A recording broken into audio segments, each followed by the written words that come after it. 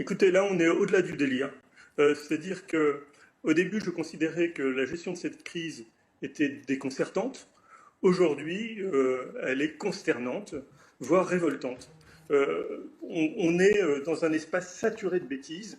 Il ne vous a pas échappé que on a entendu tout et son contraire depuis le début, et notamment sur le fait, j'aimerais rappeler ça, sur le fait que le fameux rebond devait intervenir dès la fin du confinement, c'est-à-dire tout de suite après le 11 mai.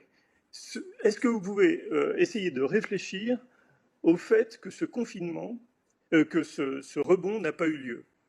euh, En réalité, voilà, on nous prévient d'une seconde vague depuis maintenant plus de 3 mois.